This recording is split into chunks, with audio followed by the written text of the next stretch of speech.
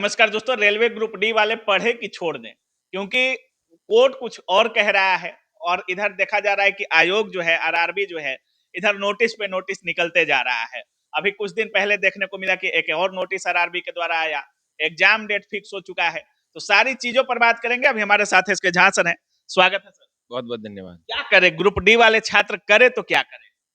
देखिए, अब group D वाले छात्र क्या करें, बड़ा अहम विषय है ये, क्योंकि बच्चे बहुत ज्यादा भटक जा रहे हैं। आप कहिएगा भटक क्या जा रहे हैं? दो कंडीशन है, दोनों कंडीशन पे हम लोग विचार कर लेते हैं। पहला कंडीशन ये है कि आयोग कह रही है कि हम एग्जाम लेंगे। दूसरा कंडीशन ये है, कोर्ट कह रही है कि हमने इस पर स्टे किया है। अब इसका क्या क्या डेट है, कहाँ कहाँ मामला फंस रहा है, वो हम बताते हैं आपको। आयोग ने कह दिया कि 17 नवंबर से हम परीक्षा ले लेंगे। ठीक है, तो अब हम लोग दो धाराओं में बटे हुए हैं कि 17 नवंबर से होगा या फिर कोर्ट में मामला अटकेगा। दोनों बातें आपको एकदम क्लियरली हम समझाते हैं। कोर्ट की तरफ आते हैं। कोर्ट में अक्टूबर 8 तारीख का डेट मिला है कि 8 तारीख को आरआरबी हाई कोर्ट में यह जवाब देगी कि आपने एग्जाम का डेट क्यों निकाला, और तब तक स्टे है 8/10/2025। मतलब 8 अक्टूबर तक स्टे है हाई कोर्ट के द्वारा। लेकिन इधर भी तो एप्लीकेशन स्टेटस थोड़ा सा हम आगे बढ़ते हैं। हाँ। हाई कोर्ट ने कहा कि भैया 8/10/2025 तक आप ये जवाब दीजिए कि आपने डेट क्यों निकाला जब स्टे था। तो ठीक, तो अब जवाब आरआरबी तैयार करके देगी। उधर कैट में सुनवाई है 30/10/2025 को, अक्टूबर 30/2025 को, और एग्जाम का डेट कब निकाला गया? 17 नवंबर को, और ये टेंटेटिव डेट है कि हो सकता है इस डेट से एग्जाम होगा। ये आरआरबी कह रही है कोर्ट में। अब दो बातें हैं, ध्यान से समझिएगा। अब कोर्ट में किसी का ओपिनियन नहीं चलता, ना मेरा चलता है ना आपका चलता है। कोर्ट में सबूत और गवाह के बदौलत वो चलता है। वो वकील साहब लड़ रहे हैं। अब जो डिसीजन आएगा, सुप्रीम कोर्ट में भी केस फाइल हो चुका है, जो डिसीजन आएगा, माननीय सुप्रीम कोर्ट को देश का हर नागरिक मानता है, हम भी मानते हैं, आप भी मानते हैं, जो आएगा उसको सहजता से हम लोग स्वीकार करेंगे।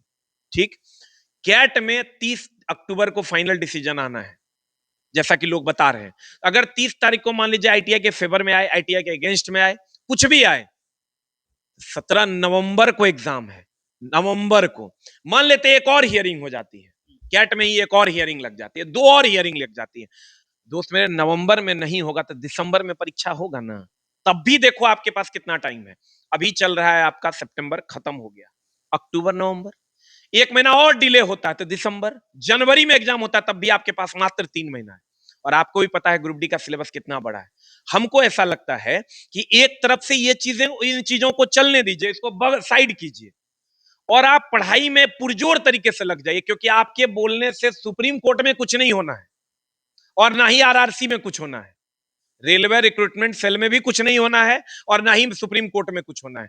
तो आपको यह चाहिए कि आप पुरजोर तरीके से मेहनत करके पढ़ाई कीजिए। और अब साल में 7 गो एग्जाम आपको रेलवे देने जा रही है। लेकिन एक बात का कंफ्यूजन तो रहेगा ना सर, जो आईटीआई किए हैं उनको मौका मिलेगा कि नहीं मिलेगा? उनका तो हर चीज कोर्ट के आदेश पे निर्भर करता है, क्योंकि इधर आरआरबी तो नोटिस भी दे रहा है, एग्जाम डेट भी फिक्स कर चुका है। लेकिन आईटीआई वालों को तो उसी का मतलब भरोसा है, कोर्ट का ही भरोसा है। अगर कोर्ट डिसीजन उनके फेवर में देता है तब वो शामिल होंगे, नहीं देता है तो शामिल नहीं हो पाएंगे। नहीं नहीं नहीं नहीं, ऐसा नहीं है। अभी जो मामला है, ये कंफ्यूजन में बच्चों का दूर कर देता हूं। अभी सारे लोग शामिल होंगे जो सिर्फ 10th पास इसका क्वालिफिकेशन है। तो जिसने आईटीआई किया वो 10th ऑलरेडी कर रखा है, 10th के बाद आईटीआई की डिग्री होती है। तो अभी सारे लोग शामिल होंगे। जब कोर्ट से डिसीजन आएगा तो उसमें दो बातें हो सकती है, या तो सारे लोग शामिल होंगे या तो सिर्फ आईटीआई वाला शामिल होगा, या तो तीसरा कंडीशन होगा कि आईटीआई और नॉन आईटीआई वाले पोस्ट पे आईटीआई वालों को, नॉन आईटीआई वाले पोस्ट पे नॉन आईटीआई वालों को। अगर ये सारी चीजें, अभी का जो कंडीशन है उसमें सारे लोग शामिल होंगे, उसमें एक भी कोई छटेगा नहीं। लेकिन जब कोर्ट का डिसीजन आएगा तो ये तीन बातें हो सकती है, या तो सिर्फ आईटीआई वाले भरेंगे, बैठेंगे एग्जाम में, या तो आईटीआई और नॉन आईटीआई वाले दोनों इसी वैकेंसी में फाइट करेंगे, या तीसरा कंडीशन होगा कि आईटीआई नॉन आईटीआई के लिए अलग अलग वैकेंसी को कर दिया जाए। ये तीन कंडीशन हो सकता है। तो अभी, लेकिन अभी का जो कंडीशन है इसमें तो सारे लोग बैठेंगे, सब लोग एग्जाम देंगे। लेकिन आईटीआई जो किए होंगे उनको तो अपने टेक्निकल पोस्ट में वरीयता खोज रहे हैं वो लोग, तो वो तो मिलेगा जब कोर्ट का आदेश आएगा तभी।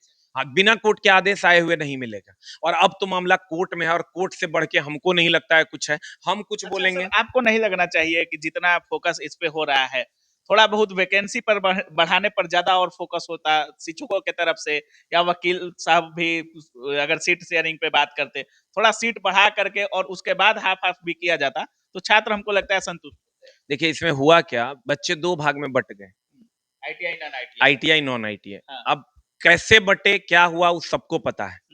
अगर सब लोग साथ रहते तो हम शुरू से कह रहे थे कि 1 लाख वैकेंसी की मांग करते हैं, आओ मिलकर 1 लाख वैकेंसी की मांग करते हैं और आईटीआई नॉन आईटीआई दोनों को वैकेंसी दिलवाते हैं, दोनों बच्चों को 50-50 हजार वैकेंसी मिलेगी। लेकिन इस बात पर कहीं ना कहीं बच्चे दो भागों में बट गए और बहुत सारी गालियां हम लोगों को भी पड़ी, अभी भी पड़ती है।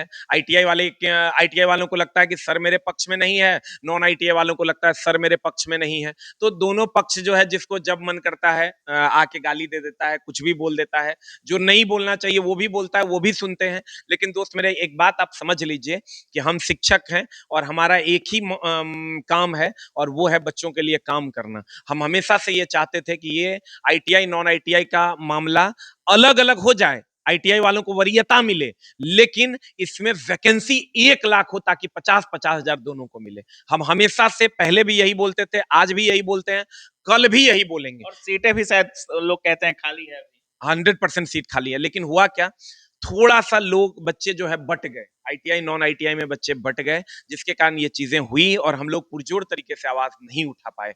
इस बात का बच्चों को भी दुख होगा आज, उस टाइम बच्चे भले नहीं समझ रहे थे, लेकिन आज बच्चों को भी ये दुख होगा कि नहीं, हम लोग अगर बच्चों 1 लाख सीट के लिए आवाज उठाते तो शायद सबके लिए फायदेमंद होता। मतलब अब 8 अक्टूबर को कोर्ट में और 30 अक्टूबर को कैट में सुनवाई होने के बाद ही डिसीजन होगा कि 17 नवंबर को एग्जाम हो पाता है कि नहीं हो नहीं हो पाता। 100%। 8 तारीख को तो ये क्लियर हो जाएगा कि स्टे रहना है या नहीं रहना है। ये 8 तारीख को बस हो गया, 7-8-10-12 दिन बचा है। 8 तारीख को आपको क्लियर हो जाएगा, 8 अक्टूबर को कि एग्जाम पे स्टे रहेगा या नहीं रहेगा, आपको सारी जानकारी मिल जाएगी। बहुत बहुत धन्यवाद। Thank you very much.